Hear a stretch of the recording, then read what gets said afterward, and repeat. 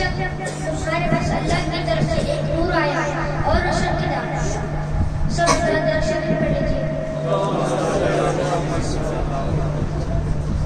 عزیزان ملت، اے ایمان والو، ذکر میلاد شریف سے رحمت و برکت کا نزول ہوتا ہے، اور جس مکان اور جگہ میں محفل میلاد شریف ہوتی ہے وہ مکان اور جگہ انوار و برکات کا گہوارہ بن جاتے ہیں.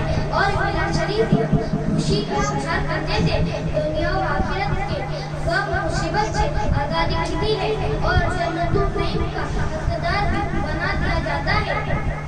جس مسلمان کے گھر عید میلاد ہو، جس مسلمان کے گھر عید میلاد ہو، اس مسلمان کی قسمت میں لاکھوں سلام. دو لوگ خدا شاید قسمت کس کے اندر ہے، دو لوگ خدا شاید قسمت کس کے اندر ہے، جو سرور عالم کا میلاد مناتے ہیں. امام محدث ابن جوزی رحمۃ اللہ علیہ فرماتے ہیں، ہمیشہ مکہ معظمہ، مدینہ منورہ، مصر، شام، یمن، غرب، مشرق سے مغرب تک عرب کے تمام باشندے میلاد النبی صلی اللہ علیہ وسلم کی جشن میں شرکت کرتے آئے ہیں. اور جب ربیع الاول کا چاند دیکھتے ہیں تو ان کی خوشی کی انتہا نہیں رہتی اور ذکر میلاد شریف پڑھنے اور سننے کا خاص اہتمام کرتے ہیں. اور اس پر بے پناہ ادر و کامی یادیں حاصل کرتے ہیں. آقا رحمت عالم صلی اللہ علیہ وسلم کی ولادت ہوئی تو آپ کے چاچا ابو لہب کو اس کی کنیز حضرت صفیہ نے آ کر بتایا، میرے آقا آپ مرحوم بھائی عبداللہ رضی اللہ تعالیٰ عنہ کے گھر بہت حسین و جمیل فرزند پیدا ہوا ہے. ابو لہب اس خبر کو سن کر اس قدر خوش ہوا کہ حضرت صفیہ کو آزاد کر دیا. حضرات، سب مسلمان جانتے ہیں کہ ابو لہب نے آقا کائنات رسول اللہ صلی اللہ علیہ وسلم کی نبوت کو تسلیم نہیں کیا تھا، بلکہ اس نے اپنی ساری زندگی آپ صلی اللہ علیہ وسلم کی دشمنی میں صرف کرتی تھی.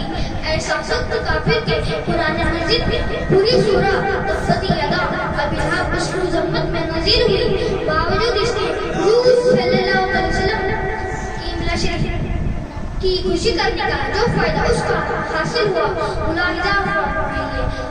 حضرت امام بخاری رحمۃ اللہ علیہ حدیث شریف نقل فرماتے ہیں، جب ابو لہب مرا تو اس کے بعد گھر والوں نے اس کو خواب میں برا حال میں دیکھا. پوچھا، کیا گزری؟ ابو لہب نے کہا، تم سے الگ ہو کر مجھے کوئی بھلائی نہیں ہوئی.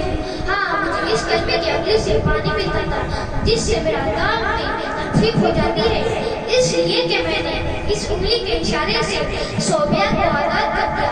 اے ایمان والو، غور فرمائیے، ابو لہب کافر تھا کہ ہم مومن، وہ دشمن، ہم غلام. اس نے بھتیجے کے پیدا ہونے کی خوشی کی تھی، نہ کہ رسول اللہ ہونے کی. ہم رسول اللہ صلی اللہ علیہ وسلم کی ولادت کی خوشی کرتے ہیں. حضرت، جب دشمن اور کافر کو خوشی کرنے کا اتنا فائدہ مل رہا ہے تو ہم غلام کو کس قدر فائدہ پہنچے گا؟ حضرت علامہ ابن حجر رحمۃ اللہ علیہ تحریر فرماتے ہیں کہ امیر المومنین یعنی دار و مزار حضرت ابو بکر صدیق اکبر رضی اللہ تعالیٰ عنہ فرماتے ہیں، جس شخص نے ہمارے مشفق و مہربان نبی مصطفیٰ کریم صلی اللہ علیہ وسلم کی میلاد شریف پڑھنے پر ایک درہم بھی خرچ کیا، وہ شخص جنت میں میرے ساتھ ہوگا.